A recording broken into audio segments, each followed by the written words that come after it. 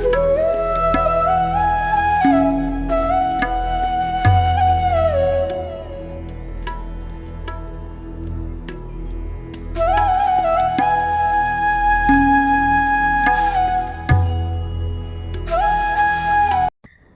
Everyone, welcome to my channel. मैं हूं आपकी host Rashmi.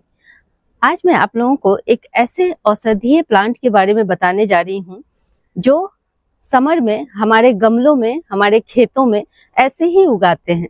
Free of cost है ये, और इनके औषधीय गुण इतने ज़्यादा हैं कि उससे घर में बैठे बैठे ही आप बहुत सारे डिजीज़ को आप उसको क्योर कर सकते हैं। जो छोटी मोटी बीमारियां रहती हैं, जिनके लिए हम हमेशा डॉक्टर के पास भागते रहते हैं, उन सब से आपको निजात मिल जाएगी।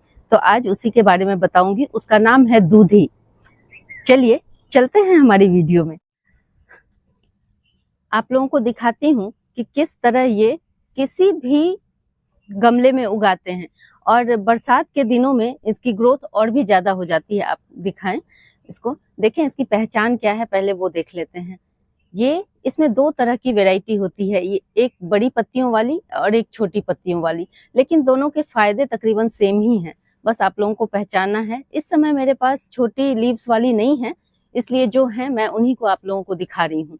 पहचान क्या है देखें, इसकी जो पत्तियां होती हैं, ये जो नोड होते हैं, नोड के साथ से ही दोनों पत्तियां निकलती हैं, आगे पीछे नहीं होती हैं। और उसी नोड से इसमें फ्लावरिंग भी होती है, ये देखें इस तरह से। और कभी कभी इसमें आपको रेड, हल्के पिंकिश कलर का इसके फ्लावर में ऊपर की तरफ पिंक कलर दिखाई देगा, और इसके पॉइंटेड एरिया में भी कुछ प्लांट्स में रेडिश कलर होता है। ये इसकी पहचान है। इसके जो तना स्टेम होते हैं वो बहुत स्ट्रांग नहीं होते हैं, और जमीन में ये हॉरिजॉन्टल फैलते हैं। नीचे आप देखेंगे कि खेतों में, जैसे ये ज्यादातर मैंने देखा है कि ऊंची भूमि में, समतल मैदानों में, जैसे कि खेतों में आप देखेंगे जंगल की तरह ये फैले रहते हैं और एक दूसरे से जुड़े हुए रहते हैं। इसे आम भाषा में दूधी के नाम से जाना जाता है, और जगह जगह इसका नाम बदल जाता है। आपकी लोकल भाषा में इसे क्या कहते हैं मुझे नहीं मालूम, लेकिन इसका जो वानस्पतिक नेम है, जो साइंटिफिक नाम है, वो है यूफोर्बिया हिल्टा। जो बड़ी दूधी होती है, जिनके पत्ते बड़े होते हैं, उन्हें यूफोर्बिया हिल्टा कहते हैं, और जो छोटे, जिनके पत्ते छोटे होते हैं, उसे यूफोर्बिया थाइमीफोलिया कहते हैं। तो इससे जो वानस्पतिक नेम है, उससे आप उसको सर्च कर सकते हैं और उसके बारे में पूरी जानकारी भी ले सकते हैं, क्योंकि ये एक ऐसी औषधि है जिसे हमारे यहाँ वर्षों से यूज किए जा रहे हैं ये, क्योंकि इसकी दवाइयां भी बनती हैं, इसके पाउडर भी बनते हैं, जो आप किसी भी आयुर्वेदिक मेडिसिनल शॉप से ले सकते हैं। तो अगर आपके पास इस तरह के फ्रेश प्लांट हैं, तो क्यों ना हम इसका भरपूर इस्तेमाल करें।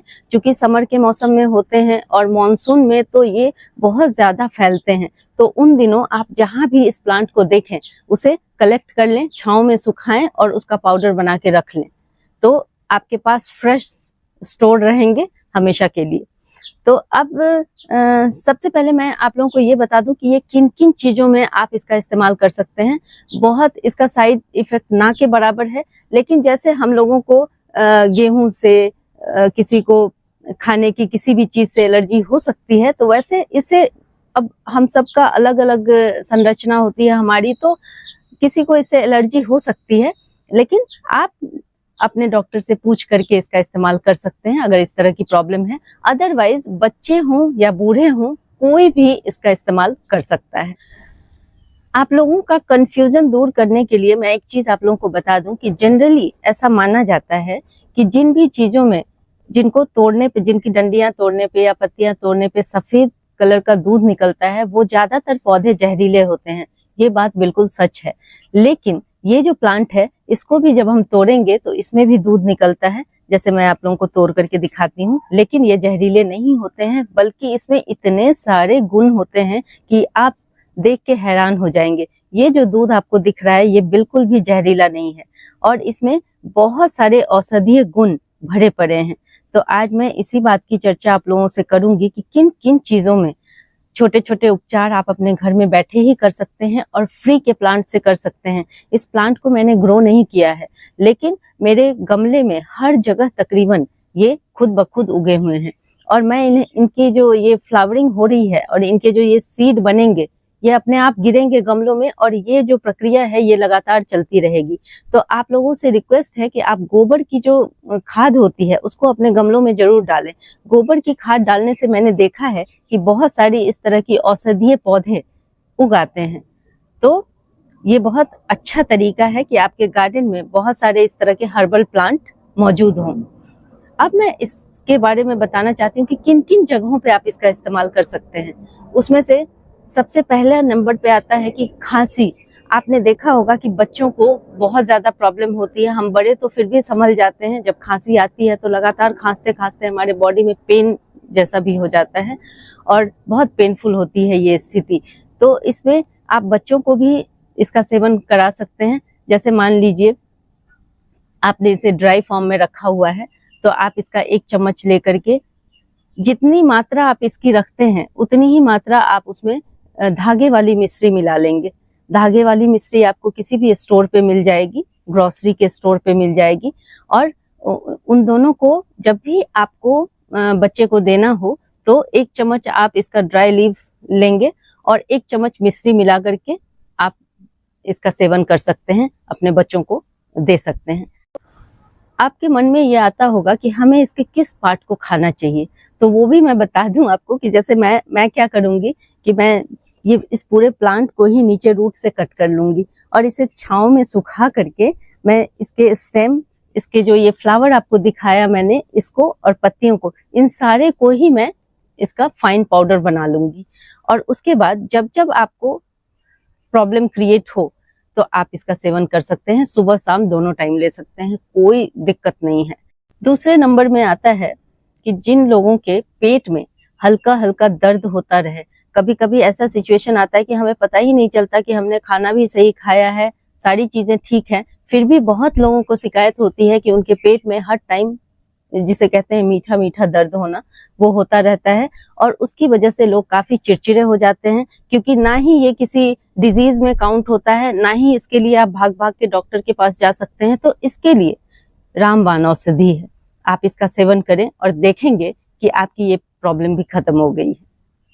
ये एक ऐसी आयुर्वेदिक औषधि है जिससे जिन लोगों के बाल बहुत ज्यादा गिरते हैं, बाल गिरने के बहुत सारे रीजन होते हैं, मैं अनुवांशिक तौर पे जिनके बाल गिरते हैं उनकी बात नहीं कर रही हूँ, लेकिन इसमें एंटीबैक्टीरियल गुण पाए जाते हैं इसके दूध में। तो जिन लोगों को भी एंटी फंगल, मतलब फंगस की वजह से या बैक्टीरिया की वजह से जिनके बाल गिर रहे हैं, जो भी ह्यूमिड इलाकों में रहते हैं, उनके साथ ये प्रॉब्लम बहुत ज्यादा होती है। तो आप इसको पीस करके इसका लेप लगा सकते हैं, थोड़ी देर के लिए बालों में लगा लें और ड्राई होने पे बाल को धो लें, और आप देखेंगे कि कितना शानदार इफेक्ट इससे होता है। और हम इतने सारे पैसे बाहर से पता नहीं कौन कौन से केमिकल ला करके अपने बालों में लगाते हैं, जो थोड़ी देर के लिए आपको राहत जरूर पहुंचाते हैं, लेकिन कहीं ना कहीं साइड इफेक्ट भी छोड़ जाते हैं। तो क्यों ना हम इन फ्री की चीजों को जाने, समझें और इनका इस्तेमाल करें। आप लोगों ने देखा होगा कि अक्सर आप लोगों के जब बच्चे रात को सोते हैं तो उनके दांतों से आवाज़ आती है, कट कट की आवाज़ आती है, तो आप समझ लें कि उनके पेट में कीड़े हैं। और कीड़ों में भी अगर बच्चों को रिंग वर्म की प्रॉब्लम हो जाती है तो उसमें ये औषधि बहुत इम्पॉर्टेंट रोल प्ले करता है, क्योंकि उससे सारे कीड़े बाहर निकल जाते हैं। बच्चों को भी इसे जब आप देंगे तो अगर मिश्री के साथ देंगे तो कोई प्रॉब्लम नहीं है, बच्चे इसे खा सकते हैं। और इसके बाद जिन लोगों को हमेशा वीकनेस की शिकायत रहती है, जैसे किसी भी चीज़ में बहुत देर तक खड़े नहीं रह सकते हैं, बहुत देर तक कोई काम करते हैं तो थक जाते हैं, बहुत जल्दी थक जाते हैं, इन सब चीज़ों में इसमें इतना स्ट्रेंथ है कि आप किसी भी तरह इसका सेवन करें। अगर मान लीजिए कि आप फ्रेश ही इसको खाना चाहें तो कैसे खाएंगे, तो आप इसका काढ़ा बना सकते हैं। आप गर्म पानी में इसे 5 मिनट तक ढक के बॉयल कर लें और उसके बाद आप इसे पी सकते हैं, अर्ली मॉर्निंग पी सकते हैं खाली पेट में, और देखेंगे ताकत का खजाना है ये। तो आप इसका इस्तेमाल ज़रूर करें। जिन लोगों को डायबिटीज़ की प्रॉब्लम होती हो, आजकल मैं देख रही हूँ अपने आसपास, तो बच्चे बड़े समझ ही नहीं आता कि इतने सारे लोगों को डायबिटीज़ की प्रॉब्लम हो रही है। इसमें बहुत कारगर है अगर आप इसका सेवन करते हैं तो। और डायबिटीज़ वाले, जैसे मैंने बताया कि आप आधा पोर्शन इसका लेंगे और आधा मिश्री का लेंगे, तो जो डायबिटीज़ वाले लोग हैं वो मिश्री इसमें ना मिलाएं। और उनको कैसे करना है, तो आप 2-4 पत्तियां तुलसी की ले लें और 2-4 पत्तियां इसकी ले लें और इसको उबाल के काढ़ा बना लें, तो इसका जो गुण है वो डबल हो जाता है। और इसे रेगुलर बेसिस पे आप अपने सुबह के डाइट में शामिल करें, खाने से पहले ले लें, तो ये बहुत फ़ायदेमंद साबित होता है। इसके अलावा जिन लोगों को पेट में हर वक्त गड़बड़ी रहती है, एंजाइम उनके सही से नहीं बनते हैं जो खाने को पचाने में मदद करते हैं, ज़्यादातर प्रॉब्लम इन्हीं सब चीज़ों से होती है कि प्रॉपर आपके पेट के अंदर जो भी प्रक्रिया हो रही है वो सही ढंग से नहीं हो रही है, तो आप इसका सेवन कर सकते हैं। इससे आपके एंजाइम सही से बनेंगे, एंजाइम सही बनेंगे तो पाचन सही होगा, और पाचन सही होगा तो नेचुरली आपका जो भी चीज़ आप खाते हैं वो सही से एब्जॉर्ब होगी और आपको कोई भी प्रॉब्लम नहीं होगी। एक यूनिक प्रॉब्लम के बारे में आप लोगों से डिस्कस करना चाहती हूँ, जिसे हम किसी डिजीज़ की श्रेणी में नहीं रख सकते।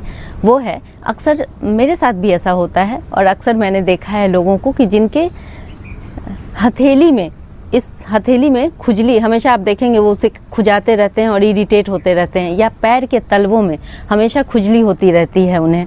तो इसका क्या, अब बताएं, ये ऐसी चीज़ें हैं, इसका क्या इलाज करेंगे हम?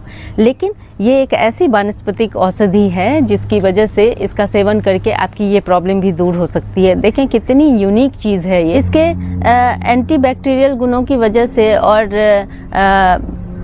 ये ब्लड को भी प्यूरिफाई करता है, तो जिन लोगों को बहुत ज़्यादा पिंपल्स होते हैं या छोटे छोटे दाने हो जाते हैं वो लोग भी इसका इस्तेमाल कर सकते हैं। इसके अलावा इसमें एंटीपायरेटिक गुण भी पाया जाता है, जिससे बुखार की जो प्रॉब्लम होती है, जुकाम की प्रॉब्लम होती है, और जिन बच्चियों को इरेगुलर पीरियड्स होते हैं उनमें भी ये बहुत फ़ायदेमंद है। तो मुझे लगता है कि ये जो छोटी छोटी चीज़ें होती हैं, इनको हम घर बैठे फ्री में आपके घर में उगाए इस तरह की वनस्पति से हम इसका क्योर कर सकते हैं। और ये अपने घर के आसपास देखेंगे हर जगह फैले होते हैं। अगर आप लोगों को मेरी ये वीडियो पसंद आती है तो प्लीज़ इसे लाइक, शेयर एंड सब्सक्राइब करना ना भूलें। बेल बटन को जरूर दबाएं। Live nature, love nature. Thank you.